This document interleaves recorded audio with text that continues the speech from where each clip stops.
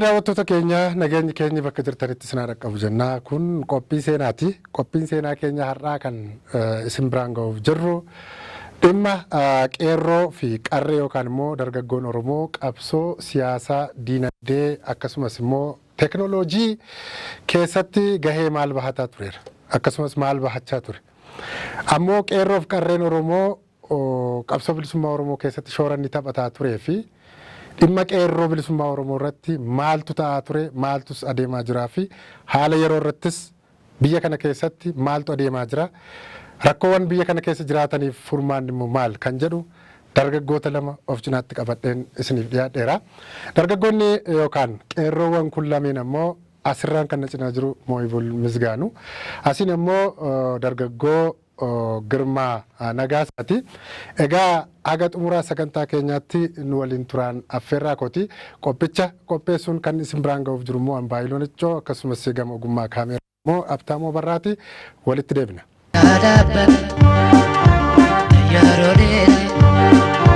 Hayyee walitti deebina daawwattoota keenya dargaggoonni har'aan isin keessummaa godhadhee dhiyaadhee maqaa daawwattoota keenyaan baga nagaan dhuftanii. Egaa akkuman armaan dura daawwattoota keenyaaf kaasuu yaaletti gahee qeerroo fi qarreen qabsoo bilisummaa Oromoo keessatti yookaan siyaasa Oromoo keessatti, diinagdee Oromoo keessatti akkasumas teekinooloojii addunyaa waliin hidhata qabu kanaan dura maal ture? Dhimma qabsoo Oromoo laalchisee dhimma siyaasaan yookaan siyaasa Oromoo keessatti dargaggeessi tokko shoora inni taphachaa ture. Aadaa fi duudhaa Oromoo keessattis gaheen dargaggeessaa maali kan jedhu egaa isin keessumaa dargaggoota si'ana ol dhuftanii barruulee adda addaa dubbisaa turtan akkasumas sooshaal miidiyaa yookaan miidiyaalee hawaasummaa irratti yaada keessan qoqqoodan dhimma uummata Oromoo ilaalchisee dhimma sabaaf sablammoota biyya kana ilaalchisee yaadota gurguddoo isin maddisiistaniin yookaan immoo isin calaqqisiistaniin har'aa keessummaa godhadheen dhiyaadhee mee gama qeerroo bilisummaa Oromoo yookaan qeerroon Oromoo sochii siyaasaa barootan yookaan waggootan 30 darban asii fi isaachis keessatti hirmaataa turan. Egaa bifa barreeffamaanis bifa barnootaanis tarii muuxannoo garaagaraa qabaachuu maltu. Mee sochiin qeerroo bilisummaa Oromoo qabsoo bilisummaa Oromoo keessatti qooda inni qabaatu keessumaa dargaggeessi maali kan jedhu ilaalla.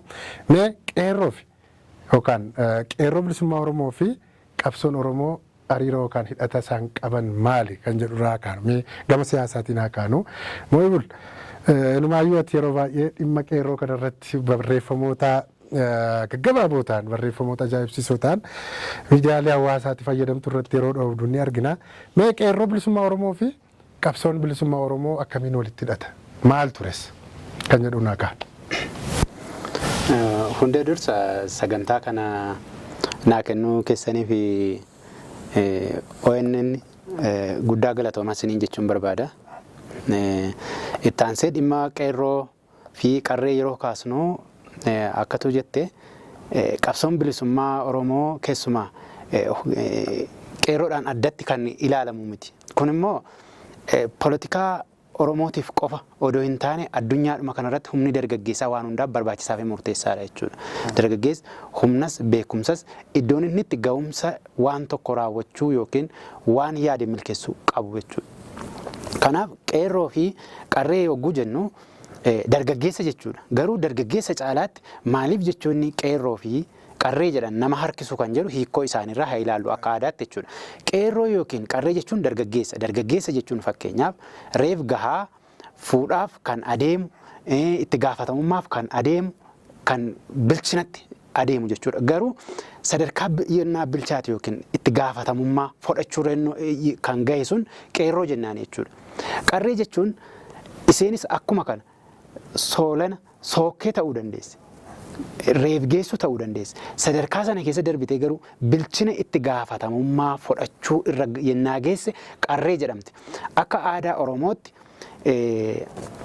duudhaa isaatti dhugeeffannaa isaatti namni tokko sadarkaa itti gaafatamummaa fudhatee abbaa fi haadharraa yennaa bahe yookiin gaa'ila yennaa hundeesse jalqaba namoonni sun lamman kan walitti dhufanii gaa'illi sirni immaan bahaa godhame kan isaaniif taasifamu jaarmiyaa ta'u jechuudha. Dhaabata qabu akka aadaatti yogguu haadhaaf abbaarraa bahe namni dhaabata aadaatiin baha.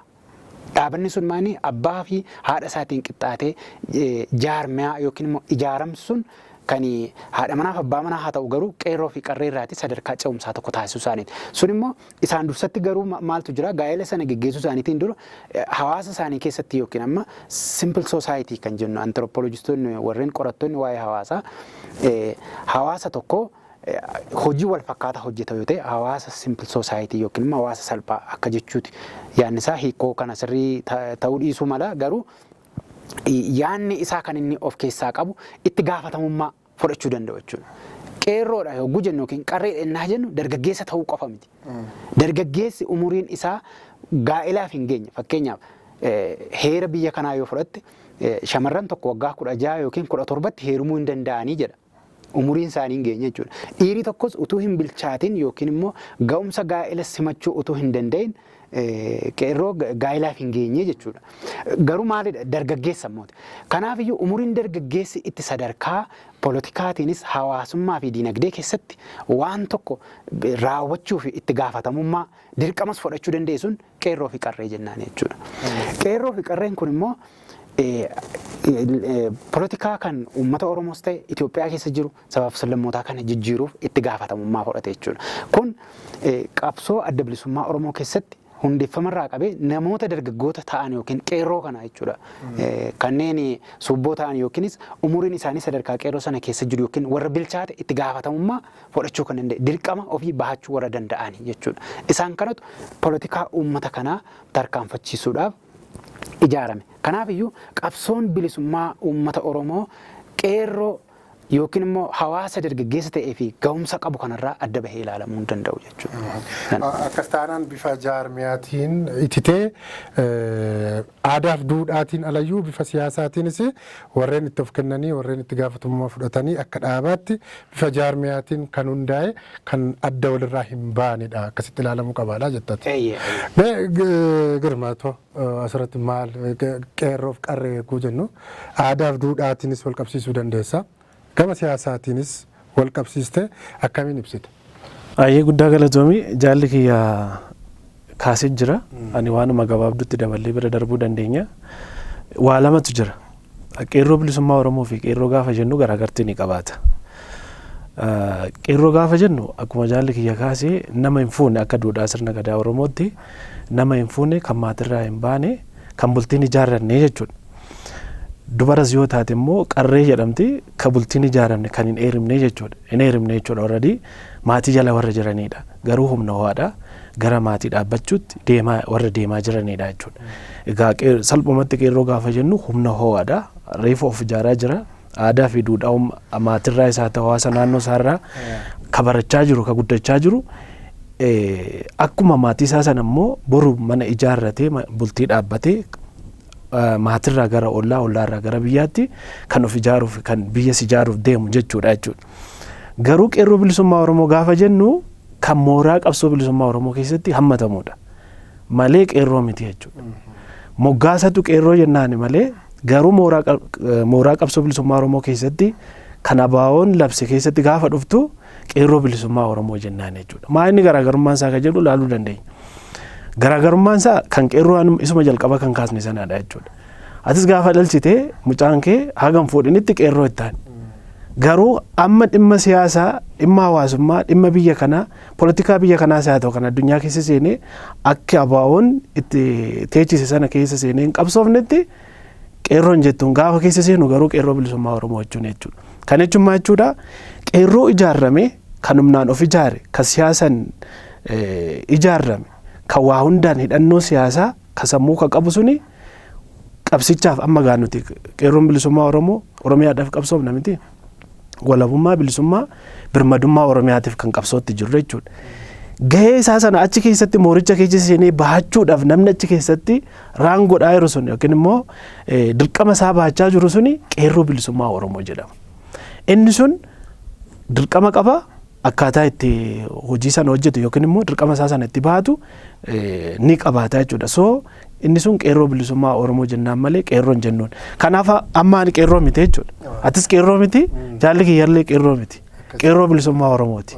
Qabsichatti jirra waan ta'eef bilisummaadhaaf qabsaa jirra waan ta'eef qeerroo bilisummaa Oromoo jedhamna jechuudha. Haa ta'u akkas erga jettan hiikoo qeerroo fi waa'ee dhimma aadaa fi duudhaa fi dhimma siyaasaatti erga walitti hiitanii nuu kaastanii mee gama siyaasaan adeemu. Yaadattu egaa umriin keenya badaa wal caalu miti yookaan ammoo naannooma tokkorraa jirra jedhee yaada. Namni waa'ee qabsoo Oromoo kana keessumaa 1984-85 as waa'ee qabsoo kana haa xiqqaatu haa guddatu namoonni keessa namni hin yaadanne yookaan hin beekne hin jiru. Ammoo ani akkan isinitti dhiyaadhutti sana keessatti hirmaannaa guddaa adeemsisaa turtan. Dhimma qeerroo bilisummaa Oromoo kanaan wal qabatee atakaroowwan adda addaa yeroo hedduutti ni kaa'ama. Fakkeenyaaf dhaaboleen siyaasaa akkuma amma Girmaan kaase Girmaan abaawotu qeerroo bilisummaa Oromoo hundeessee kaa jedhu jira. Namoonni dhuunfaa immoo lakki diddaa gabrummaa biyya kanaa diddaan buqqisuuf yookaan ammoo fincila adda addaa gaggeessuu fi namoota of jala hiriirseen bu'aa buuse namoonni jedhanii jiru. Kana maqaa dha'uun yoo danda'ame maqaa dha'uun isin barbaachisa. Namoonni tokko tokko miidiyaa hawaasaa isaaniitti qeerroon an ebeluuti malee an keessan miti. Qeerroon kan Oromooti malee kan keessanis miti namoonni jedhan jiru.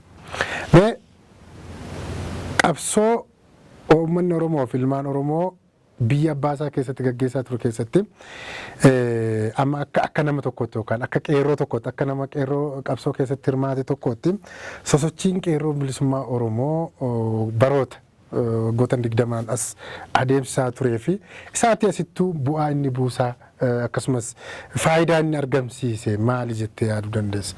Waan kanarratti fi dhimmoota qeerroo wal qabatees saamichi maqaa qeerrootiin taasifamu wantoota adda addaa jira. Tokkoffaa abbummaa qeerrooyyuu namoonni lakki qeerroon hankooti hankee miti kan ebeluuti jedhanii yeroo isaan jechoota adda addaa walitti daddarbatantu jira. Mee kanarratti maal taajjabdaa moo iwul?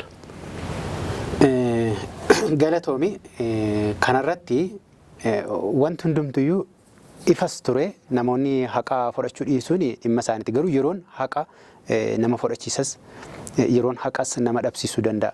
Haqa ofii immoo yeroonis namaa kennuu danda'a. Kana maaliif hin jedhaa? Warri addi bilisummaa Oromoo hin hundeessine jedhanii jaalli kiyya akka inni jedhee qeerroo fi qarreen kun egaa amma mooraa qabsoo keessatti qeerroo bilisummaa Oromooti. Kuni labsiidhaan kan inni ta'e. Kan inni hundeeffame duraan jaarmiyaa sosochii dargaggoota bilisummaa fi dimokiraasii ture bara 2005 akka faranjitti 2011 garuu eebila 15 irraa haala dhaabbataa fi beekamaa ta'een qeerroo bilisummaa Oromoo jedhee akka birkii dhaabichaatti kan hundaa'e magaalaa Finfinnee keessatti kan adda bilisummaa Oromootu hundeesse. Namoonni kana kankooti jechuufis ga'umsatti qabanis haamiletti qabanis hin jiran. Haatuuf saamuuf jechuu ni danda'u. Amma jechoota tokko tokko namoonni girrisa gaafa jedhanii nama arrabsutti fakkaata. Girrisaan uummata Oromoo miti. Uummanni Oromoo keenya uummata kabajamaadha. Garuu saayinsii addunyaa kanarratti kan beekamu namoonni sagantaa hin qabne, kaayyoo hin qabne, nama jala deeman girrisaa yookiin immoo hordofaa jedhamanii beekamu. Warri girrisan kun eenyu maal akka godhe waa gaafatanii adda baafachuu hin barbaadani. Hubachuuf hin barbaadani. Warra blind kaadire yookiin immoo dunuunfatanii waan ofii isaanii qofa kan isaanii qofa dhugaadha jedhanii ofitti himanii sobaan of amansiisanidha. Kanaaf mootiin girrisootaa anatu hundeesse gaafa inni jedhu anatu geggeesse gaafa inni dhugaa jechaa turan. Kitaaba isaa irratti baasee amma kun. Qeerroo bilisummaa Oromoo duraan adda bilisummaa Oromootu hundeessee jedhee namni Obbo Jawaar Mohaammed amma kitaaba isaa irratti kana baase. Amma warri nu mormaa ture isa jala deemee dhugaa keenya haqaaqaa ture amma maal akka isaan jedhan deebii isaanirraa barbaanna amma nuti deebisan. Garuu kaleessas dhugaa fi kana maaliif haalaa turanidha. Yeroo hunda kun aadaan politikaa Itoophiyaa kan beekamu namoota jajjaboo rukutuudha. Kaaraakter assassination yookiin immoo taatoo kee rukutuudha. Taatoo adda bilisummaa Oromoo fi qondaalota gameeyyii dhaabichaa rukutuutu ture. Geggeessitoota hooggantoota qeerroo miseensota koree gidduu qeerroo bilisummaa Oromoo rukutuutu ture. Isaaniin yookiin immoo nu rukutuudhaaf kan godhame jalqaba qeerroon kan keessan miti jechuutu dhufe jechuudha. Mee maal bu'aa buuse mee sochii qabsoo 2011 argumatti jettee kaaseyyuu bu'aa qeerroon buuse jajjabaa jettee kan ibsu keessatti jira. Qeerroon egaa dursas 2011 duras qabsoon tureera. Amma roga miidiyaa irratti wanna ni taajjabu keessaa waa tokkotu jira. Innis maa'inni miidiyaa hawaasaatiin waan Oromoon qabsaa'e irratti fakkaatutu jira. Kun dogoggora guddaadha. Waggoota 50 kana guutuu gammoojjii gaanfa Afrikaa keessa adeemaa jiru. Abboota keenyaa jalqabanii qabsaa'onni buleeyyiin. Warri nurra jiranis sinaroonni keenyas akkuma kana deemaa turan. Nutis deemaatu turre. 90moota keessa deemaatu turre. Booda immoo qabsoon qeerroo bilisummaa Oromoo gaafa hundaa'us qeerroo fi dargaggeessa maadhee dhaabaatiin kan deebisee qeerroo bilisummaa Oromoo ta'e. Biirki ta'e dhaabichumaan kan hoogganame miseensotuma dhaabichaati. Hawaasa ofiif, hawaasa qabsaa'aniif, hawaasa keenya, hawaasa Oromoo immoo hin dammaqsine. Hin ijaarre. Kun seenaa keenya eenyuyyuu hatuu hin dandeenye. Addunyaa kanarratti lolli gaggeeffamu lola diinagdee ta'uu danda'a. Harka caalu addunyaan kun lola diinagdeeti. Kan itti aanu lola aangooti. Kan itti aanu lola seenaati. Nuti amma qeerroon bilisummaa Oromoo biyya kana keessatti, impaayera Itoophiyaa kana keessatti aangoo dhabnee jennee ni lolle hin beeknu. Diinagdee keessaa namoonni qeerroo hin beekne karaa deemtonni hedduun nuti abbaa qeerrootu jedhanii gaafa isaan uummata keenya saamuutti deebi'an, uummata naatoo hin qabneef, uummata kaleessa qabsaa'onni jaallan keenya kufaniif gaafa isaan saamuutti deebi'an qeerroon nuti diinagdee keessaa nu dhiibdanii jenneen. Amma garuu lolli ta'uu danda'u lola seenaati. Namni tokko seenaa isaarratti addunyaa kanarratti nama hin dhiisu. Lolli guddaan kan dhufuu danda'u gara fuula duraatti qeerroon eenyu akka isa ijaare ni beeka, eenyu akka sochoose ni beeka, kaayyoo isaas ni beeka, galma isaas ni beeka. Kanarratti of eeggachuu qabu. Warri waan abbaan qabne itti fakkaatu adabachuu qabu. Fakkeenyaaf iddoo hedduutti wanti na mudate tokkoon sitti himu. Namni ana mataa koo dabarsee kennee qondaala mootummaa ta'e iddoo biraatti waltajjiirratti gaafa deebinee dhufu na qaqqabeetu wajjuma qabsaa turree naan jedhe. Amma kun kan amaarri maal jedhee kan waraane yoo irraanfate kan waraanameen irraanfatu. Si galee kanaaf warri amma waan nuti isaan nurratti raawwatan daganne itti fakkaatu hin daganne miti. Biyya keenya waan jaallannuuf hawaasa keenyarra gaaga'amni akka hin dhufne waan barbaannuuf obsa qabnu. Kana garuu qeerroon akka waan abbaa ijaare hin beeknetti yookiin immoo waan kaayyoo ganama jalqabeef san akka hin beeknetti ilaalu yoo ta'e dogoggora lola seenaatu dhufuu danda'a. Kana jala muranii beekuu qabu. Abbaa fedhee ta'an iddoo fedhee haa jiraatan qeerroo hin ijaarre. Qeerroo hin hoogganne, qeerroon adda bilisummaa Oromootiin ijaarame, biirkii dhaabichaati, geggeessitoota ni qaba. Qabsoo kanas gaafa labsa taasisu fincila diddaa gabrummaa taasise, fincila diddaa gabrummaatti aansee immoo fincila xumura gabrummaa taasise. Kun hundumtiyyuu dhaawataan adeemaa ture. Kana jechuun barbaada. Fayyaadha sittiin deebi'a. Egaa wal harkaa fuunee maasofna egaa yeroo keenyas quqqusachaa deemuu fi kanarratti waan jettu qabdaati. Ayyaani waanuma gabaabduu si dabaluu barbaada. Mammaaksa tokkotu jira beektaa? Abbaa qeerroo fi bu'aa qeerroo bilisummaa Oromoon dhufee gaafatte miti gaafiteetti. Kan qilxuun hin dadhabini simbirratti wal lolti jedhan.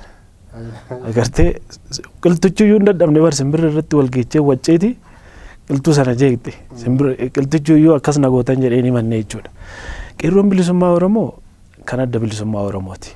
Kana namoonni beeka. Abbaan qeerroon kan kooti jedhus bareechee beeka. Sirrumatti beeka jechuudha. Garuu amma nuti waan gochaan keessa jirruuf hundeeffama isaa keessallee akkaataa itti fincila diddaa garbummaa gaggeessaa turre nuun anaan mataa kiyya dabalatee jaala kiyya dabalatee waa keessa jirruufi siin jedhaa beeke.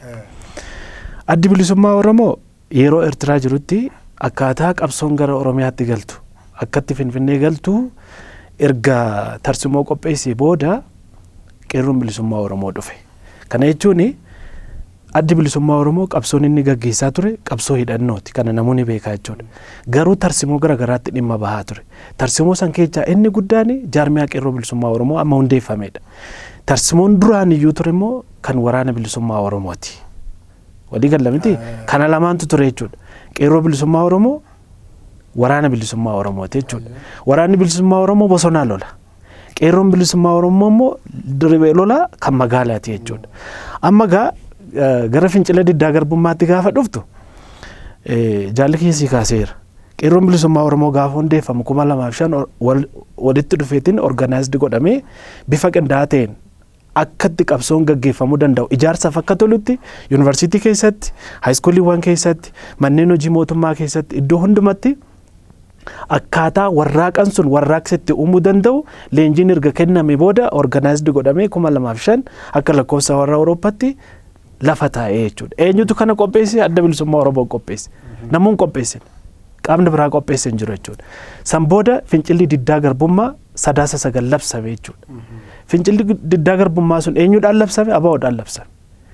Qaamni immoo waan sana hoogganu qindeessu even qaaman keessatti hirmaatee immoo hojjetu waa hunduma sana ka godhu eenyudha? Qeerroo bilisummaa Oromoo duraan ijaarsi ijaarame san dura ijaaramaa ture. Amma organized ta'e malee jechuudha yeroo amma seeme kana keessatti. Inni sun biyya keessa seenetti hojjechaa ture jechuudha. Kan inni hojjechaa ture ofimee miti. Sansaqa qaba, naamusa qaba, kaayyoo naamusaa itti manaaf qaba jechuudha. Kaayyoon tokko kan adda bilisummaa Oromoo heera irratti lafa kaa'edha. Kan qeerroon bilisummaa Oromoo qabsaa'u. Maalinni kan qabsaa'u walabummaa bilisummaa fi birmadummaa Oromiyaatiif. Oromiyaa hancuucarraa bilisa godhanii Oromiyaa walaba taate ijaaruudha jechuudha. Garuu san keessatti sirni itti wal lolaa turre eenyudha? Sirna wayyaaniti miti. Yeroo sanatti wayyaaniin kan gaggeessaa turte, saamicha gaggeessaa turte. Master pilaaniidhaanii dabareedha fixaa turan. Nama keenya beekaa keenya hayyuu keenya guutuu isaa hidhaa turan, ajjeesaa turan. So qabsichi yeroo sanatti tarsimichi maal giddu galeessa godhachuu qaba? Dhiibbaa uummatarraan wayyaanee yeroo sana gahaa jirtu isaan giddu galeessa godhatameeti qabsoon gaggeeffamaa ture jechuudha.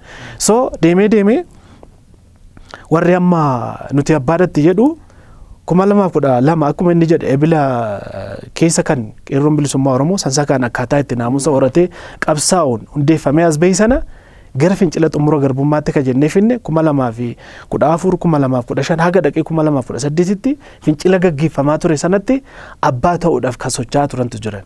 Amma yeroo sanatti nuuni abbaadha jennee himachuudhaaf haalli yeroo rakkisaa ture jechuudha. Garuu maal godhaa turre? Fincilaa akkamitti hiriira baasaa turre? Waraqaa akkamitti akka bittisaa turre? Ka'ee qeerroo ka jettuyyuu waajjirri poolisii osoo nafin akkamitti akka irratti maxxansaa turre isa sana nutu bareechee beekaa jechuudha. Nutu beekaa jechuudha. Nama immoo alaa karaa miidiyaan qabnu ture miti yeroo sana. OMNtu jira miti. Eeyyan. So namoota dhageettii qaban waan keenya kana qilleensarra ka oolchan abaluun ABO miti abaluun qeerroo bilisummaa Oromoo miti ka jedhu yeroo sanatti hin turre jechuudha. Nuti garuu qindoofne fakkeenyaaf amma naannoo ture irratti ona sulultaa irratti qindeessaa ture anumaadha. Leenjii san kennaa turre numaadha. Karaa mannee ABO'ti. Sigalle miti manneen ABO jira manneen ABO warra eeyyan 2014 2015 erga ebila 12ti qeerroon bilisummaa Oromoo akkaataa ittiin naamusa horatee qabsoo gaggeessuu danda'u keessoo isaatti erga leenjiin kenname booda haaromsi kenname booda namoonni muraasni kaayyicha galmaan ga'uu danda'u jedhamu kennamee fi booda gaddeebinee leenjisaa turre jechuudha. Dhokannee leenjii sana kennaa turre. Sigalle miti garuu taateewwan fincilaan bu'aawwan argamu sana eenyutti gabaasa ergina namoota beekamtii qaban an akka Jawaar Mohaammed faatti gabaasa erginaaf eessan erginaaf keessan erginaaf jechuudha. Isumaaf ergina kan nuti erginu sana immoo deebisee qilleensarra nu oolchaa jechuudha. Kanarraa kan hafe Jawaar gaheen inni qabu hin turre qilleensarra nu oolchuudhaan ala garuu iccitiiwwan biyya kana keessa jiru inni aktiviistidha ajaa ta'eef baasee mul'isa waan ta'eef OMN'if dabarsee OMN illee qilleensarra oolcha waan ta'eef asumti mootummaa osoo nafin gabaasa eenyuudhaaf kennanii Jawaariif kennanii gaddeebisanii fincilicha ho'isu ture jechuudha. Kanaaf Jawaar 2018 achii fi Jawaar 2018 as jennee immoo iddoo lamatti baasnee laaluu ni dandeenya yoo yeroo nu kennite jechuudha. Amma asirratti wanti hubatamuu qabu akkuma isin jettan qeerroon jaarmiyaa dhaaba tokko jalatti akka birkiitti ilaalamee hundeeffameera kanarratti walii galla. Kun egaa dhimma siyaasaati. Haa ta'u sochii qeerroon keessumaa akkuma tikaaste moo'ibul bara 2015-16 as adeemsiseen sirna Oromoo hin jaallanne sirna Oromoo ajjeesaa ture sirna Oromoo fi lammiilee Oromoo daguugee fixaa ture karaa Baalee isaa ta'u karaa Boolee qeerroon bilisummaa Oromoo sochii inni gaggeessaa tureen ofirraa darbateera. Sana keessatti abbummaan qeerroo eenyu jechuu hin dandeenyu maaliif akka egaama akkanatti mul'atutti qaamoleen adda addaa sochii sana keessatti hirmaataniiru. Hojjettoota mootummaa dabalatee jetteetta lammiileen empaayerittii kana keessa jiranis akkasumas immoo uummanni Oromoo ilaalcha siyaasaa adda addaa qaban irratti hirmaataniiru haa jennu. As keessatti gaheen qeerroo fi qarree gahee leencaa taphateera kun nu naalchisu. Mee isaatti isaa dhufnu waa tokko haa jennu. 2018 jijjiiramni sirnaa dhufee jedhame. Sanaan wal qabatee dhugaadha. Jijjiiramni sirnaa dhufeera 2018. Sana immoo tokko bu'aa qabsoo qeerroon gaggeessaa turedha. Dhaabileen siyaasaa adda addaa kanneen mootummaa kana bifa hidhannoo fi karaa nagaatiin fincilanii biyya ormaa jiran yookaan biyya ormaa ta'anii qabsaa'an biyya kana keessa galaniiru. Yogguu sanatti tokkummaan Oromoo tokko akka urgaa'us ta'ee ture. Waan qabatamaadha daawwattoota keenya. Dhimma qeerroo wal qabatee yeroo sanas badaa wanti haasa'ameeru hin jiru. Garuu bulee 2018 tti ceena gaasiis yaadaani. 2018 erga seennee booda waa'een qeerroo kana waa'een sosochii qeerroon siyaasa keessatti hirmaachisuu kana inni tokkoon kootiin asiin qabsaa inni tokko immoo kanaan qabsaa kan jedhu akka waan qeerroon kaleessa bu'aa hin buufne sanaatti sogguu ilaalamu jira. Qeerroomti jedhamee sun dargaggeessi Oromoo 2018 sochii siyaasa biyya kanaa keessatti hirmaatellee maali kan jedhuun meenaa kaasaami. Fakkeenyaaf akkuma 2015, 2016, 2017 sana qeerroon 2018 as eenyummaa fi maalummaa isaa argattee fayyadamaa ta'eera qabsoo gaggeessaa ture bifa diinagdeetiin kaa'uu dandeenya. Sochii siyaasaan amma qeerroo maalitti iyyuu jira kan jedhuun achi haa kaafnu. Amma abbaan qeerroo kan ebelu jechuurra memmee qeerroof qarreen Oromoo maal fayyadamaa jira 2018 as erga mootummaan jijjiiramaa yookaan sirni jijjiiramaa dhufe jedhamee kaase maaltu argame kan jedhuun haa kaasnu Mo'ayibul. Yaanni kee gaariidha galatoomii baay'ee garuu ani ammas yaadaani gara yeroo sochii fincila xumuraa gabrummaattiin dudduubatti si deebisa. Innis gareen keessumaa maqaa dha'uu yoo barbaachise Jawaar Mohammad miidiyaatti waan dhimma bahuuf yeroo sana gaafa rakkoon uumamu miidiyaan ONN kun mataansaa akka hundaa'u kan ta'e jechuudha. Akkatu beektu biyya alaatiin kan qindeessan Jaalodaa Xasee ture direkteerri biyya keessaa immoo qopheessin hojii kana erga jalqabsiisneeti anis wajjuma turre gara mana hidhaatti kan fudhatamne. Isa dursa gareen Jawaarfaan itti yaadanii kan duraan wajjiniin hariiroo qabaachaa turan Injiinar Girmaa Xurunaa karaktera assassination yookiin immoo taatoo isaa balleessuudhaaf badii haa qabaatu haa dhiisu akka inni irratti ololamutu hojjetame. Girmaa Xurunaa. Kan ittaan immoo warra Girmaan irraa hiixuu jiru nuun hiisutu dhufe. Sagantaan Jawaar yeroo sanaa maal ture qeerroon bilisummaa Oromoo gara isaatti akka fudhatamuu fi akkuma kitaaba isaa keessatti ibsee qeerroo bilisummaa Oromoo addi bilisummaa Oromoo hundeesse kun hafee qeerroo Oromoo kan jedhutti shifti gochuu yookiin immoo jijjiiruu ture. Sagantaa sana waan harkatti dinneef caasaa fi seelii sirna yeroo sana EPRDF keessatti ijaareen rukutee nu hiisise.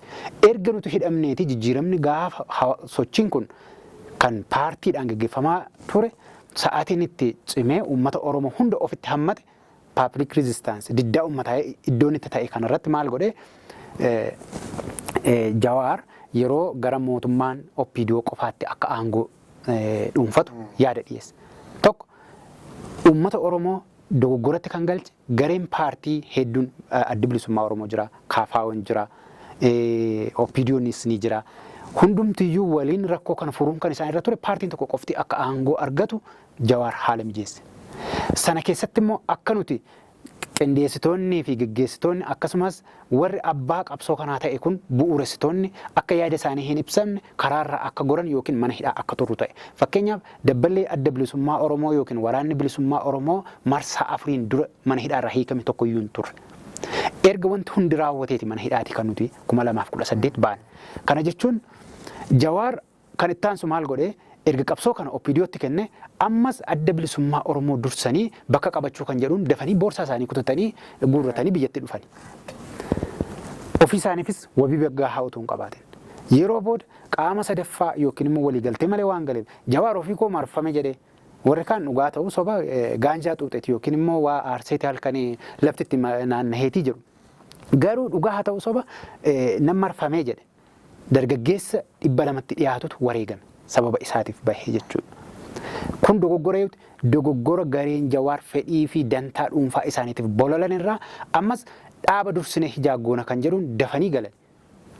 Kan itti aanu immoo akka biyya gahaniini amma immoo addi bilisummaa Oromoo gaafa walta'iinsa qaama sadaffaa gaafatu qaamni sadaffaan hin barbaachisu. Isaan kun asmaraa jiraachuuf uumamanii jechuudhaan olola garaagaraa ammas jalqabanii akka baran. Dogoggorri yookiin dhiibbaan yeroo kana uume fakkeenyaaf nuti dhaaba kan rekomandi goone hawaasni keenya hubachuu dadhabeera. Hawaasni keenya iddoo kanatti of ilaaluu qaba. Hawaasni tokko hawaasa jabaadha yoo ta'e iliitii jabaa baasa. Iliitii jabaan immoo institution yookiin dhaabbata jabaa ijaara. Dhaabbanni jabaan immoo deebi'eetu hawaasa sana tajaajila. Kanaaf hawaasni yeroo tokko ofiisaa of ilaaluu qaba. Garuu hawaasni Oromoo iddoo sanatti akkasumatti adda bilisummaa Oromoo bahee galuu akka qabu keessumaa fayyadamtoonni miidiyaa hawaasaa dabalatee namoonni yaada kana gaafa raan godhan addi bilisummaa Oromoo qaama sadaffaa malee walta'iinsatti seena jechuudha. Walta'iinsi sun guutuu ta'eera hin taane. Tokko qaamni sadaffaan waan gidduu hin jiraanneef waraanni zoonii lixaa ture kan jaalkumsaa yookiin marroo dirbaatiin hoogganamu hin galu jedhe kan jaalgammachuu boyeetiin hoogganamus hin gallu jedhe. Maaliif walta'iinsi kun guutuu mitii jedhe. Hir'inni kun har'a maal fide? Dogoggorri Jawaar yookiin immoo ofiisaa itti yaadanii akka gareetti adda bilisummaa Oromoo rukunna jedhan waraanni bilisummaa Oromoo abdii hin qabu. Araarri kun amansiisaa miti jedhee bosonatti hafuun har'a uummata Oromoo guutuudha kan inni aarsaa kaffalchiisaa jiru tokko. Kun dogoggora gareen Jawaar fa'aa hojjetanidha. Ammas Jawaar fa'aan kanaaf ta'anii hin jiran. Ammas dogoggora biraatti uummata keenya galchuuf deemaa jiru tokko. Gara fuulduraa dhaabaa hin jiran amma isaan. Garuu uummanni keenya dammaquu qaba. Maaliif dogoggora isaan mooraa qabsoo Oromoo keessatti uuman gaaga'amni isaan uuman kan garee tokko rukutee dhaabbatu miti. Kaleessa yogguu isaan adda bilisummaa Oromoo rukutan warri OPDO yookiin KFO turan abaa'oo qofatu rukutama jedhanii callisanii yoo ta'e har'a bu'aan miidhaa sanaa kan hin qaqqabee jiru uummata Oromoo walii galaati. Kanaaf namoota yeroo hunda rakkina uuman akka kanatti uummanni Oromoo lakkii nurraa dhaabbadhu jechuu ni danda'uu qaba akka kootti jechuudha. Kanaaf gaaffii kee duraatti sii dhufa gaa. Isaan booda maaltu ta'eedha? 2018 asitti warri abbaa qabsoo kanaa ture hooggansa qeerroo bilisummaa Oromoo kan ta'e kaataagoriidha. Kaataagoraayiz ta'e. Kaataagoraayiz jechuun adda bahee akka diinaatti amanamoo miti. Yookiin isteeti biyya kanaaf aangoo keessatti dhufu amanamoo miti jedhamee warra hubatame. Yookiin immoo diinagdee biyya kanaa keessatti ijaaramuuf amanamoo miti jedhamee warra kaataagoraayiz ta'e yookiin immoo eenyummaan isaanii adda bahee ta'e. Kanaaf dargaggeessi gama biraan warreen 1960moota qabsoo adeemsisaa turan dursanii riisarchi tokko yookiin immoo qorannoo hojjetan. Akka itti mootummaan dargii qabsoo barattoonni Haayile Sillaasee irratti geggeessan butetti warri ammaa kunis butuu akka qaban. Kanaaf immoo humna fayyadamuun sirrii akka ta'e eebbifamaa akka ta'e mootummaa rekomandii godhan. Kanaaf iyyuu mootummaan as deebisee dargaggeessa keenya irratti humna fayyadamuutti yeroo deeme dargaggeessa inni kaan bosonatti nam'eema. Inni kaan immoo diinagdeen biyya kanaa kufaatitti yoo deeme. Waan baay'ee haasoof yoo yeroo naallaanne hin beeku na ittiste gama diinagdeetiin kufaatiin dhufe. Gama hawaasummaatiin jeeqamatu dhufe. Poolitikaan biyya keessaa jeeqamaa ta'e. Kanaaf iyyuu hiriirri kun maal godhee hiriira gamtaa uummata Oromoo urgaa ture sana diigu. Kan uummata Oromoo gandatti galchu, kan uummata Oromoo amantiitti galchu, kan addaan diigu ta'ee jechuudha. Kun kan inni fidaa adeeme qisaasama humna Oromoo uume jechuudha. Kanaaf amma uummanni Oromoo dargaggeessi maal fayyadame? Wanni inni fayyadame yoo jiraate amma qaala'insa jireenyaa amma kana sirna kanarraa fayyadamaa jira. Qaala'insa fayyadamaa jira, ajjeefamuu fayyadamaa jira, hidhamuu fayyadamaa jira. Kana booda immoo yoo biyyaa baqachuu ta'e hin beeku. Yoo haalli poolitikaal situeeshiniin kun jijjiirame tarii wayyaa'uu danda'a. Haalli amma jiru garuu haala gaariidha jechuuf hin ulfaata. Amma fakkeenyaaf egaati kana jettee kan waan argite gama mootummaatiin immoo numaayyuu paartiin badhaadhinaa paartii jijjiiramaati jechuudhaan inumaa'uu sabatiinsa waaraa biyya keenyaaf kan argamsiise bu'aa qabsaa'onni yookaan ilmaan Oromoo kanaan dura qabsaa'anii fi dargaggeessi Oromoo itti qabsaa'ee fidedha. Kanaaf ammoo yeroo ammaa kana inumaayyuu nagaa waaraa akka jiru inumaa ammoo dargaggeessi Oromoo aangoo yookaan gulantaa aangoo sadarkaa adda addaa irratti hirmaata akka jiru inumaayyuu paartiin badhaadhinaa kuni paartii dargaggoota paartii dhaloota haaraa dhaadannoo jedhuudhaan dhagaa kan inni amma haasaa jiru kan immoo mootummaan kan inni ibsatu dargaggeessa hirmaachiseera. Kanaan dura sirnoonni darban ilmaan Oromoo dargaggoota Oromoo ilmaayyuu ajjeesaa rashanaa turanii amma immoo bulchiinsi bara bulchiinsa Dr. Abiy Ahmed dargaggoonni fayyadamoo ta'anidha. Akkatti dhagahamaa jiru gaati akkasitti kaaste sababa isaa naa kaasuu dandeessa. Girma akka mootummaan jedhutti qeerroon yookaan qarreen fayyadamaa jiru moo faallaa kanaa siyaasa dinagdee teknooloojii keessatti hirmaannaan qeerroo Oromoo bara 2018 as qabu maal fakkaata maal ilaalte? Baay'ee gaariidha. Jaalli kiyya waan baay'ee kaaseera. Ani qabxuma lamatti sii dabala. Kan fayyadame jira, kan hin fayyadamne jira. Kan fayyadame nama lama. Jijjiiramuu sirna kanarra nama lamatu fayyadame. Inni tokko garlamiin fayyadameera. Garlamiin kaleessa qabsoo keessatti gara oppiidoodhaafis hojjechaa ture. Qabsichaafis immoo amma ta'e fakkeessee hojjechaa ture. Suma wajjin deemee kan siisisaa ture. Maal gochaa ture? Jararraayis immoo waa jechaa kan ture. Deebi'ee fayyadameera. Garlameedhama inni sun. Inni tokko immoo cal jedheetuma girrisee kan qabsootti karamarraa qabsootti kan makame fayyadamee jira. Echatti galtii qabsoota namaaf qabsoomna echaa kaane eessa geenye echa immoo ga'uuf deemne jedhee kan hin beekne itti makamee fayyadamaa jira jechuudha. Kun har'as girrisee biyya rakkisaa jira jechuudha. Inni sun jechuudha. Bakka itti kufus hin beeku akkatti ka'ullee hin beeku namoonni akkasii jechuudha. So qaamonni kun lamaan fayyadamanii jiran. Kan hin fayyadamin kaayyoo fi akeeka qabsoo ganamatti qabsichaan manaa beesun hin fayyadamne. Fayyadamuu miti bar dhabamee jira bar namni dhabame lakkoofsa hin qabu. Jaagama badhaadhee dhabamee jira. Qeerroo bilisummaa Oromoo keessa ture. Warra qindeessitoota yeroo sanii bareechinee beekna waan ta'eef jechuudha. Egaa fakkeenyi moo'insii kaasame oo dheeressin nu jalaa dheerata waan ta'eef jechuudha. Yeroo sanatti 2018 dongayinii fi 2018 asii wantoota turan egaa kaasneerra jechuudha. 2018 achi akkaataatti qeerroon bilisummaa Oromoo qabsoo gaggeessaa ture. Fincila biyya keessaa akkatti wal qindeessaa ture hamma ta'e ilaalleerra gaas ta'uu baatu. Garuu beektaa kaleecha seenaa keenya ormatu nu haa taa'ee himanna. Warruma Habashaa kanatu qeessotuma jaraa kanatu waa barreessee hin beekne jedhanii nu hatumi. Zamana kana immoo keenyuman nu hata beekta. Amma warra nu hatan kana harkaa baafachuudhaaf gara qabsoo biraa nu barbaachisa. Amma jaalli kiyya kaaseera. Waan qeerroo bilisummaa Oromoo Jawaar barreessee jedhan kitaaba isaa keessatti. Ani hin arganne beektaa buusuudhaaf illee yaaliin ture badaa isaa hin arganne. Dhuguma Jawaar dhimma qeerroo bilisummaa Oromoo barreessee jennaan ganaa inni dabsee barreesse sana sirreessuudhaaf yeroo nutti fudhata jechuudha. Jawaar Ameerikaa ture bar waan qeerroo bilisummaa Oromoo qubayyuu hin qabu. 2012 ebila keessa kan haaromfame sansangni isaa kaayyoon isaa naamusni isaatti tolfamee ba'e sana quba qabaachuu mala. Jawaar waa qeerroo bilisummaa Oromoo kanarraa kanaaf hin beeku. Mee rakkoo uumame sitti nima fayyadamuudhaan kan wal qabatu. Egaa akkuma 2018 dhaabnis biyya ga'e akkatti galee hin beekne addi bilisummaa Oromoo namni hunduutti iyyee lakkii qaamni sadaffaan bakka jirutti malee hin gallu mootummaan kunii kan isuma kaleecha turetu deebi'ee teessootti ba'e ajaa ta'eef lakkii hin gallu gaagama biraatu dhufennaani hin didame jechuudha. Lammaan faa dhaqanii Warqinaa Gabayyoon faa dhaqanii egaa achitti waan isaan mari'atanii jiran dhaabatu beeka. Garuu galuu qaba jedhanii qaamni irratti hin duulle hin jiru abbaa warratti yeroo sanaa jechuudha. Qaamni hunduu mormeera jechuudha galuu qabda jedhanii biyyi bilisoomteerti jedhanii. San booda gaarga dhufee booda caasaan qeerroo bilisummaa Oromoo hin jedhan isaan ODPtu jedha beeki. Qeerroon kanaan dura qabsoorra turtan sun haaromsa galaayinuu hin jedhan. Bakkatti Jawaarii fi wantoota warra jara kanarraa baanes itti immoo barbaada. Ani oolan sulultaan ture yeroo sanarratti. Qeerroo 16 waliin hoogganaa turre jechuudha. Har'as jiran namoonni sun. Haaromsa galaayinuu hin jedhani. Haaromsi kun Adaamatti haaromsa kennamaa ture beektaa. Qeerroo torbaaf ona hundumarraayyuu akka Oromiyaatitti Adaamaa galaa jedhan. Hin yaadatta yoo ta'e egaa hin beeku. Maal jennaani deemtanii biyya bulchuu qabdanii biyya ka bulchu kanaan booda isinii bilisoomneerraa abbaan biyyaa Oromoodha qabsichi nu galteetteedhan.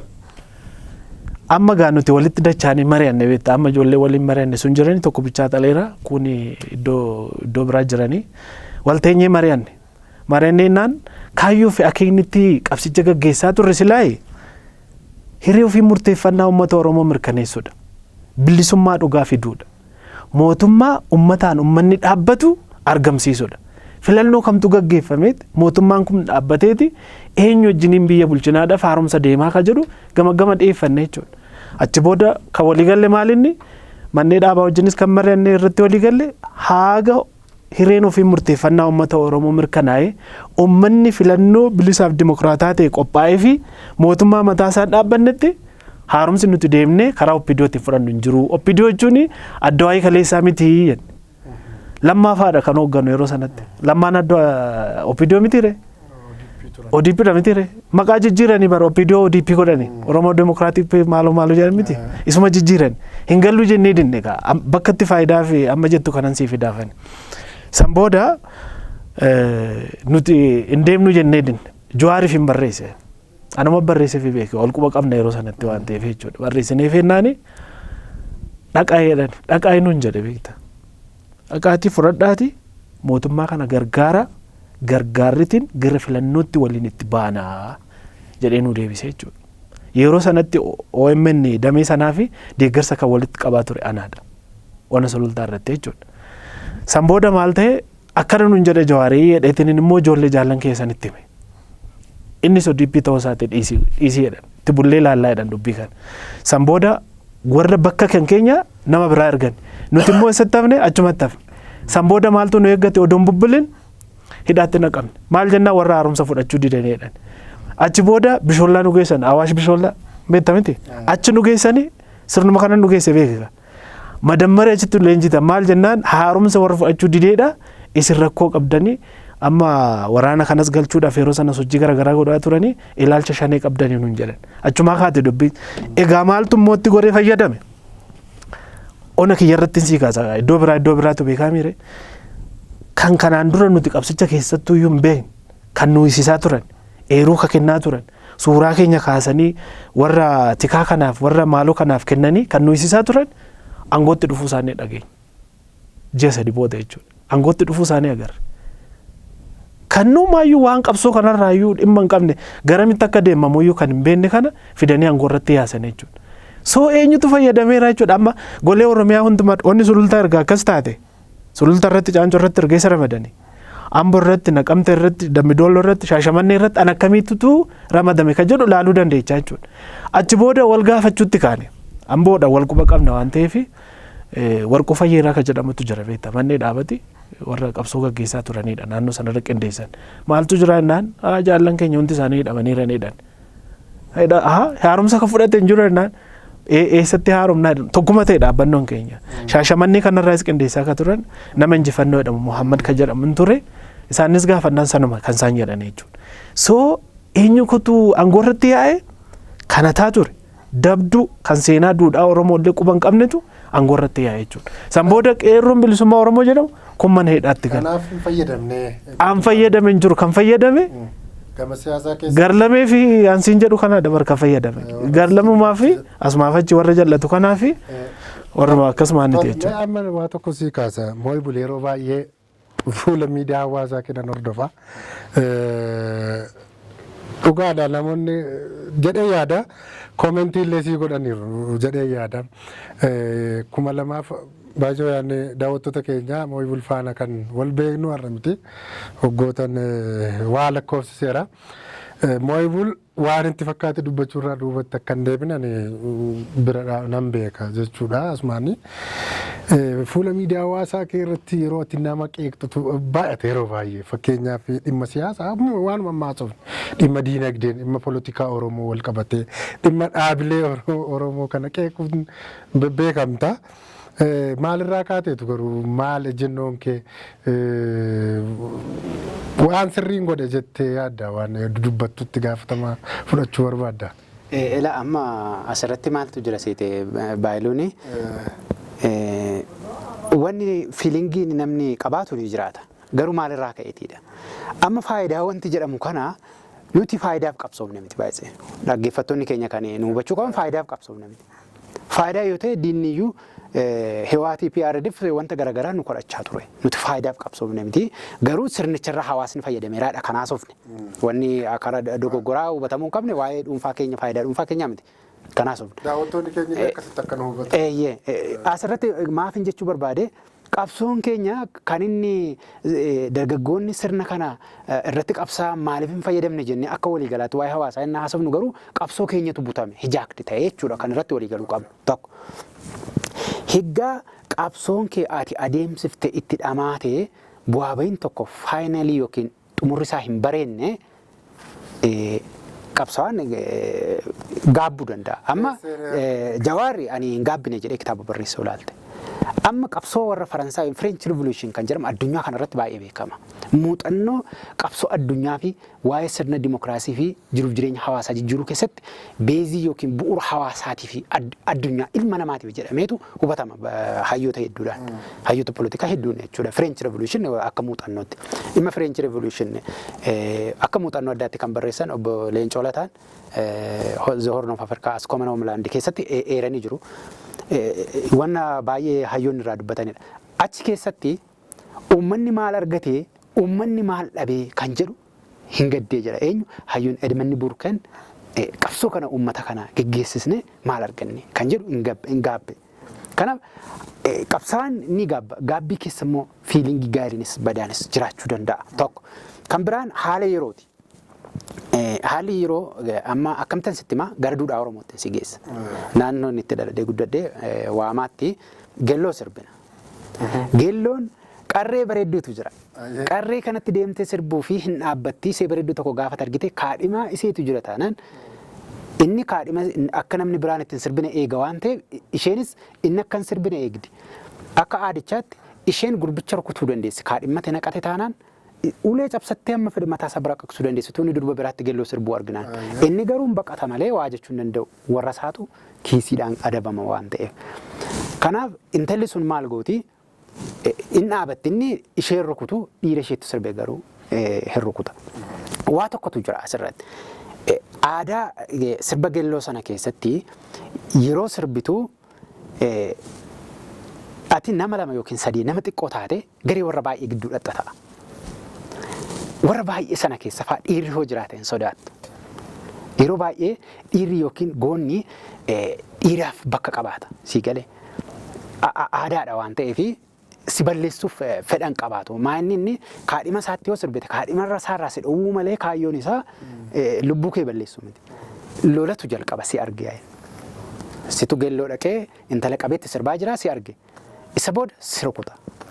Yoo inni walitti kaata in aggatta yookiin iddoo tokko tokkotti amma qolannaa jedhama. Wal aggachuutu jira. In aggatta yoo danda'ee si kuffise bakka si kuffise. Kaadhima isaarra si kuffise kabajaa isaa horateera waan ta'eef hiriyoonni biroon dhufanii sin dhaani hiriyoonni isaa. Isatu deebisee sirra qaba. Hiriyaa jaala walii taata. Sii galee hiriyaa yookiin jaala walii taata. Maaliif hamma gahu sana wal bartee jechuudha. Dabeessa immoo warra dabeessatu immoo waa lamatu jira. Kun gootaadha. Warri gootaa yoo takkaa si rukute si dhiisa. Garri dabeessaa immoo dhaqe. Warri dabeessi immoo warra baay'eedha. Dhiira tokkicha argatu. Haala mijataa hin taane keessatti yoo argatan asiif achiin hafuura si kutan jechuudha. Kana ofirraa rukuttaati. Sanas rukuttaa, kana sirri rukuttaa, sanas sirri rukuttaa. Garuu dabeessi kun yoo kuffise sirraan ka'u jechuudha. Yoo beekte dafteetu lama sadii keessaa rukuttee hin kuttan baqatta. Sii galee kun aadaa Oromoo keessatti goonni dhiirri jaalaysi godhata miizeefaa kan jennu jechuudha. Namuma kaadhimaa isaatti sirbe sana rukutee cimina isaa agarsiisee hiriyoonni isaa garuu akka hin dhoofne isatu dhowwa. Deebisee gara lola ammayyaatti immoo kana sii fida. Yaada koo kana fakkeenyaan sii deebisuuf jechuudha.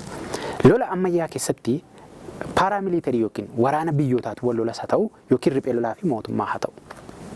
Gaafa dhukaasni yookiin erga wal dhukaastee booda gareen tokko ni dadhaba faayinaalii yookiin kan qaama aangoo qabate sanaa ta'u yookiin immoo qaamni riphee lolaa sun wal baqachuun hin jiraata dhumarratti. Gaafa baqattu yoo erga lolli sun dhaabatee erga buqqise gareen tokko erga buqqisee booda ati dhaabatte dhahamtennaan yookiin utuu fi dudduubaan dhahamte taanaan kufaatii keeti. Jaalli kee buqqiseera waan ta'eef yookiin hiriyaan kee kan si wajjin qabsaa'u sun si dhiisee obbaasuurra jira waan ta'eef galagaleessi fuudhuu dhiisuu danda'a. Kanaaf qabsoon yeroo baay'ee walumaa galatti gudunfaan si deebisuudhaaf warraaqsi ilmaan ishee nyaattiidha. Dhuma qabsoo kiti jechuudha. Amma 2018 asii tarii wanti inni irratti yaadatti dhiyeessitu kun qabsoon erga faayinaalii irra gahee booda erga hijaakdi nu harkaa ta'ee booda maaltu dhufaadha. Amma addunyaa dabeessaati bar dabeessi namaa hin hilu bar kanaaf asii fachi waan nuun taphatan natti fakkaata takka takka bar goota osoo ta'e goonni takka si beeka bar bakka hin dhiista bar wal kabajjeetu jiraatta jechuudha. Amalli akkasii kun immoo maal godha tokko akka Edmond Burkee sana gaabbuu namatti fida tokko immoo dudduubaan yoo dhaamte illee sirrii waan hin taaneef diinonni baay'een illee akka ija keessa siin galfannes gochuu ta'uu danda'a. Wantoota baay'ee nama harkisantu jira yeroo faayinaalii yookiin qabsoon tokko bacancare of eeggannoon nama ni barbaachisa. Garuu qeequu keessatti ani karaa itiksii hin taaneen waan nama muufachiisu godheera yoo ta'e asumaanuu dhiifama jechuun barbaada. Garuu immoo sadarkaa yaadaatti immoo yaada hin sodaadhu waan akka kootti. Egaa erga kana kaafneeti amma immoo bara akka sabaatti haa xiqqaatu saa guddatu Oromoon bara 2018 asii yerootti olaantummaa isaa yookaan tokkummaa isaa cimsates jechuu nama dandeessisa. Oromoo keessaas yerootti aangoo olaanaa namni qabatedha. Yerootti jijjiiramni waa wayii dhufe yerootti immoo paartiileen yookaan hayyoonni Oromoo dhufanii walitti dubbachuun danda'amedha. Kun akka jijjiiramaatti ilaalamuu qaba kan hubatamuu qabu. Haa ta'u akka kaleessaa maqaa Oromootiin ajjeefamuu rashanamuun kuni itti qaanfatamuun sun har'a bira darbee Oromoon akka qabsootti ititee iddoo tokkotti wal ititee yaada isaa dhiyeeffachuu yerootti argamedha. Mee qabsoo bara 2018 as ammoo Oromoon dhuguma aangoo qabatee jedhamee akka amma haasa'amu kan Oromoon ikoonoomii yookaan diinagdeen aangoomeera yogguutti jedhamu kana. Waan keessa jirru waan ilaalaa jirtantu jira waan taajjabdan maaliif maatiin keenya isin Oromiyaa keessa waan jirtaniif waan hubachuu dandeessanidha. Guutummaatti yaadan barbaade amma 2018 as Oromoon faayidaa inni argate faayidaa maalii akka argate ammoo faayidaa argate keessattis ammoo akka sabaattis cabinsi siyaasaa Oromoo keessatti mudateera. Kanaaf maddi maali? Furmaannoo maali kan jedhuun kakkaafne haasofnu amma carraansii kenna girma mooy bulfaana baay'ee yeroo haasofnu wal dhaggeeffachaadha haasofna. Kanaaf mee Oromoon 2018 as maal argate? Maal fayyadamaa ta'eera dhuguma akka warri kaanu kan warri haasaan suni Oromoon aangomee seektara siyaasaa ta'u dinagdee teeknooloojiitiin guddatee dimokiraasiitiinis Oromoon fi Oromiyaan sirnaan itti jiraachaa jiru 2018 taateewwan siyaasni biyya kanaa Oromoo keessatti ta'e akkamiin hubatte? Tarii bifa kanallee bifa lamaanillee ilaaluu ni dandeenya. Dhuguma akka sabaatti akka Oromootti wantoonni nu arganne maa'inni kadhamnellee maa'inni jechuu ni dandeenya. Garuu bu'uura irraa sana jechuu dura kaayyumti Oromoodha. Oromoon waan barbaada manaa bahe qabsaa'onni Oromoodha waan barbaacha manaa bahan dhaabbileen siyaasaa adda bilisummaa Oromoo dabalatee kabiraal jiraachuu malanii waan barbaadan waan barbaacha manaa bahan irraa kaasuu hin danda'amu. Tokkoffaa sababbiin qabsoo Oromoodha akka kanaan duraa lafa isaarratti abbaa ta'uudha. Nama isaarrattis abbaa ta'uudha. Mirga abbaa biyyummaa jechuudha. Hiree ofiin murteeffatee lafaaf nama isaarratti abbaa ta'uudha. Kana jechuun dhimma dantaa lafaa wal qabatu jira. Dhimma namummaan kan wal qabatu jira. Kan lafaa gaafa jennu Finfinnee mataa ishee ni dabalata. Dirreedawaa ni dabalata. Moyyaalii ni dabalata. Dhimmoota daangaadhaan wal qabatan ni dabalata jechuudha.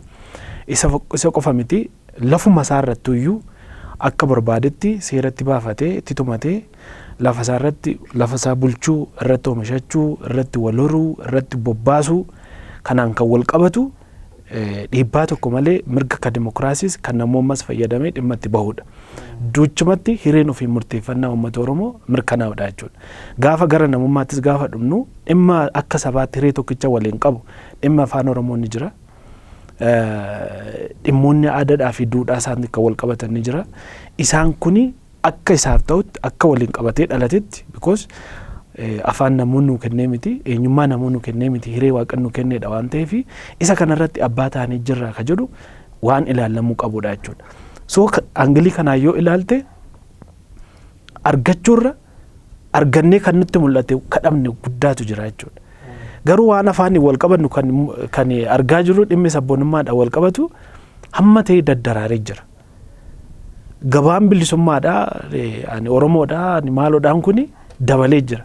Sun salphaatti waan dhufee miti. Already aarsaa guddaa kaleessa jaallumti keenya jaallan keenyatti wareegaman itti kufan qabsuma nuti fincila diddaa garbummaa hanga xumura garbummaatti gaggeessaniin ka dhufeedha jechuudha.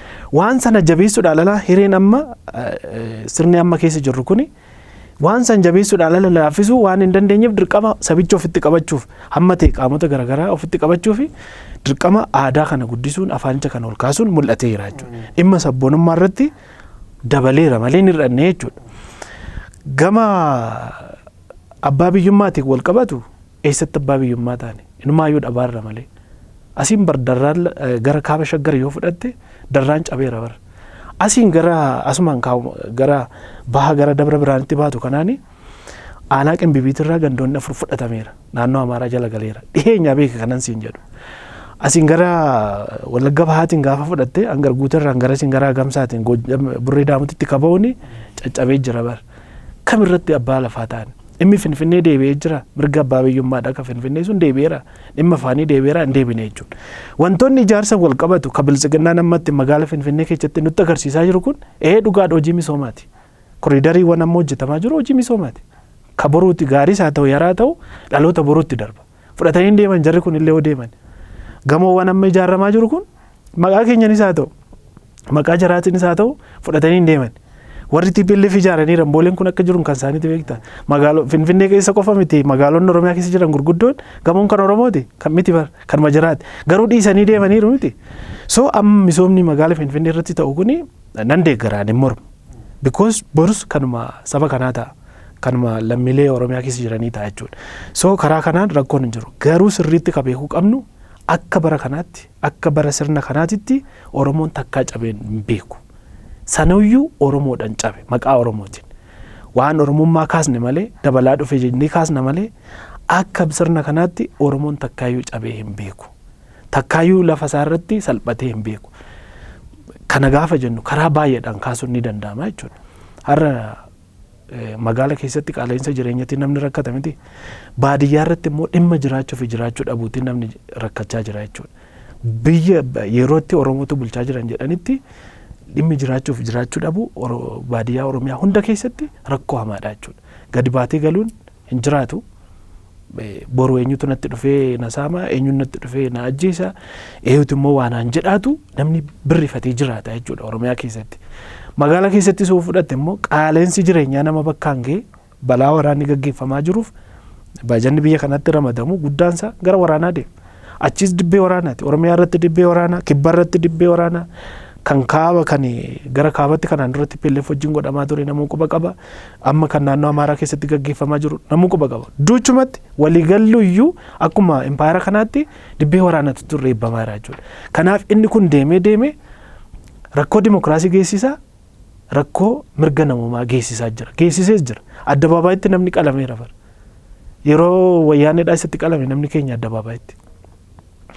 Ifatti namni gadi baafamee mana hidhaatti baafamee rashanamaa ture jechuudha. Kan nuti beeknudha beeki jettee miti barkoon. Yoom ta'e yeroo wayyaanetti barrisuun hin taane jechuudha.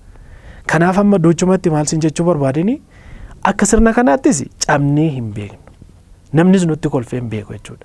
Amma namni baay'een amma maalluun jedhan warri kanaan dura shufeeridhaa fi raddaatii warri waliin ta'anii deemanii har'a amma walirratti kakaan kuni biyyi kun bilisoomteerteedhani.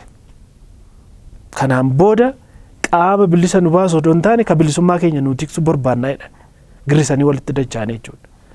Ammoo ani abbaa qabsooti abbaa maalooti ka jechaa turani nuti itti beeka biyya kanas nuti ceesisa ka jedhan anatu raddaatidha abaluutu shufeeridha warri waliin jedhanii wal jala yaa'aa turan akka kun hoolaa aduun dhoofte yeroo aduun dhoofte hoolaa wal jala yaati beekta akkasii wal jala deemaa turan allayyaatti nu noqan jechuudha.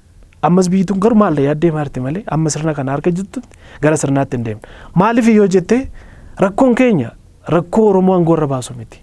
Rakkoo Tolosaa yookiin Caaltuu aangoorra baasu miti. Rakkoon keenya rakkoo siyaasaati. Impaayera kana keessatti kan wal dhabaas ture Oromoo fi Itoophiyaadha. Kana jechuun rakkoo siyaasaa Itoophiyaa fi Oromoo jidduu jiruudha jechuudha. Abbaan barbaade aangoo qabatee ofirraa bu'ee dhafee miti jechuudha.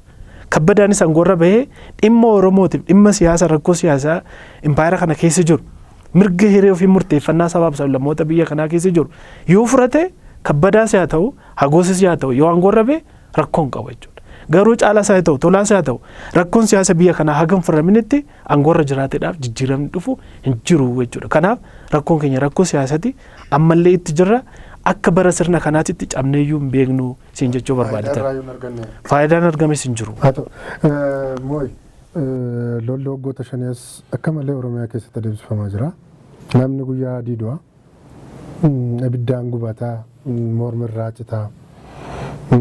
Akkuma sila kaastan immoo komiiwwan adda addaa gama miidiyaa keenyaatti kan dhufan keessaa dargaggeessi hireen dargaggeessaa gaaffii keessa akka gale. Sila kaasteettaa dirree siyaasaa dhiphachuudhaan dargaggeessaaf beekamtii kennuu dhabuudhaan dallansuun adda addaa gamoota adda addaan ni jira. Kun deemee diinagdee biyyaa irratti siyaasa biyyaa irratti dhiibbaa uuma. Kun waan halaalaati waan dhokfamu miti. Mee cabinsa siyaasaa Oromiyaa keessatti mudate kana eenyutu itti gaafatama? Maddi rakkoo sanaa maali? Furmaataaf maaltu hojjetamuu qaba kan jedhu yaada Girmaarra dhaabbattee haasa'uu dandeessa. Galatoome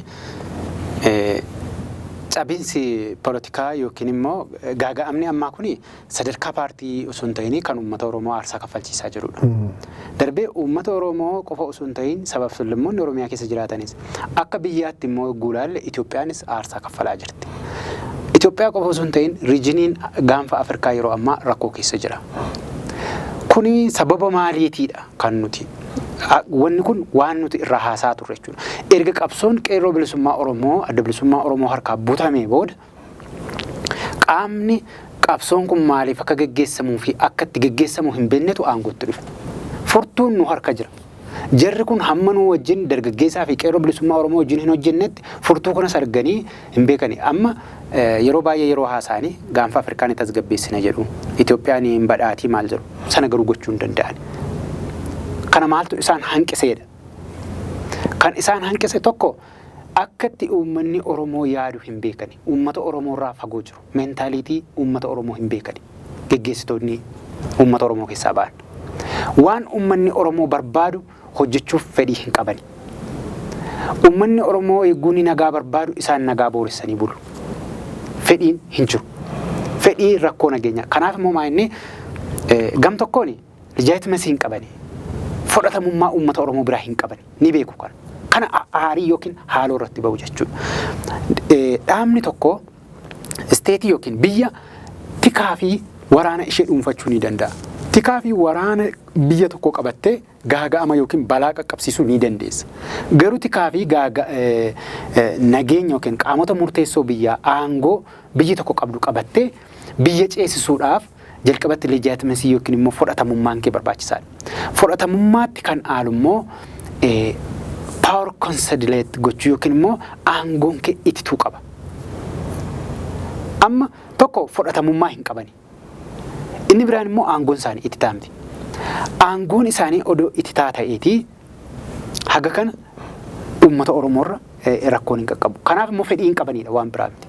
Fedhii kana immoo maaltu isaan dhowwa waan uummanni barbaaduu fi irraa fagoo jiru. Fedhii hin qabani rakkoo furuudhaaf.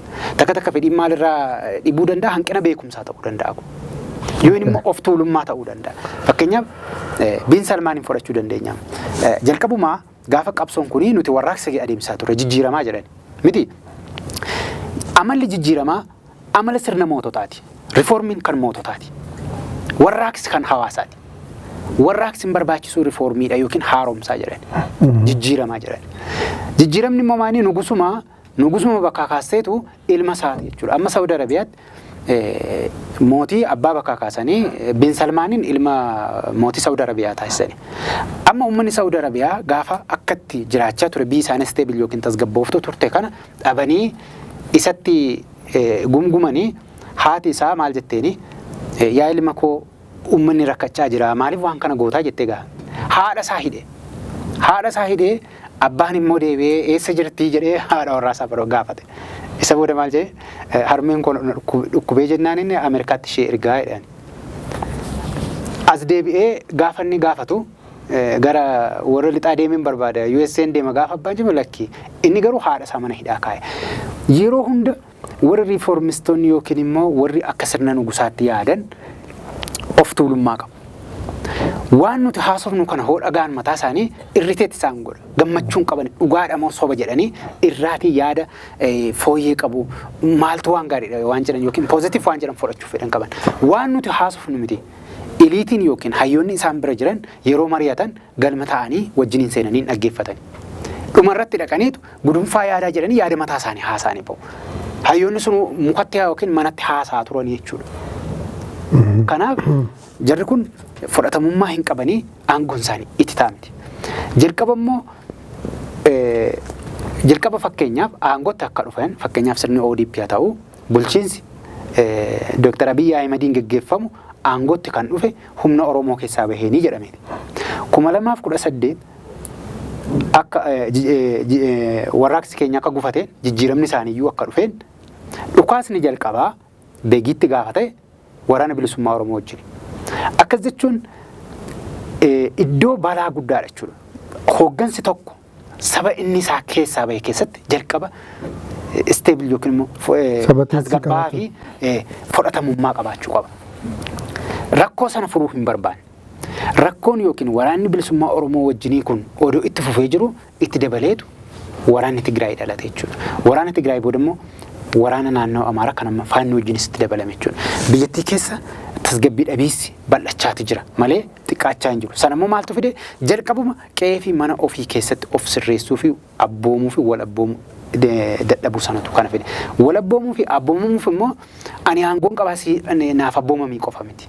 Wanta walii kennite fudhattu sana walta'iinsa sanatu gufatee jechuudha. Kun rakkoo waliigala wanta uummanni Oromoo amma aarsaa kaffalaa jiruuf wanta biyyi kun gama dinagdeetiin qaala'insa kufiinsa jireenyaatti kan isheen seenteef hawaasummaan kan caccabaa jiruuf dinagdeen rakkina kan argaa jiruuf sababa kanaati. Innis fudhatamummaa hin qabanii aangoo itti taa'u farqaa hin qaban. Kana gochuuf immoo furmaanni ammas tokko marii taasisuu qabu. Amma marii biyyaalessaa isatti dhufna mooyi. Gaaga'ama amma kana amma wannoota amma qabxiileewwan amma kaaste kanaafi kan gaafatamu fudhachuu qabu silaa eenyure amma mootummaani lakkiyaana miti yani adeemsarra jira ce'umsarra jira inumaayyuu sirna dimokiraasii fidire dimokiraasii bal'iseenii sabatiinsa waaraa fiduufin dhama'aa jira jedha. So kamitti qaamolee keessaa hidhatanii socho'anitti quba qabaa qaamolee alaa dhiibbaa uumuu barbaadanitti quba qabuu danda'a. Dhaabilee siyaasaaf akkumatti kaaste hooggantoota dhaabilee siyaasaatti yeroo inni itti quba qabus ni jira mootummaan. Namni du'aa jira, buqqaatiin ni jira, beelli ni jira, ajjeechaan adda addaa ni jira.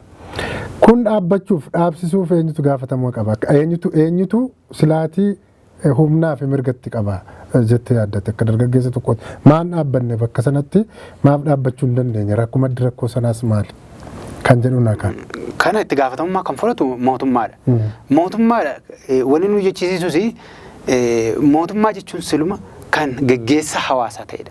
Aangoo of harkaa qaba jechuudha.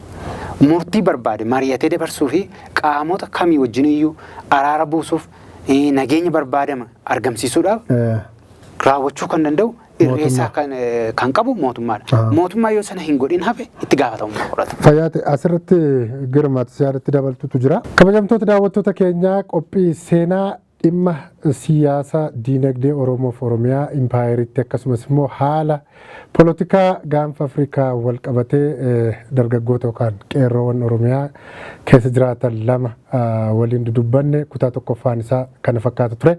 Kutaa lammaffaa isaan hanga walitti deemnutti nagaan nuuf turaa isiniin jenna.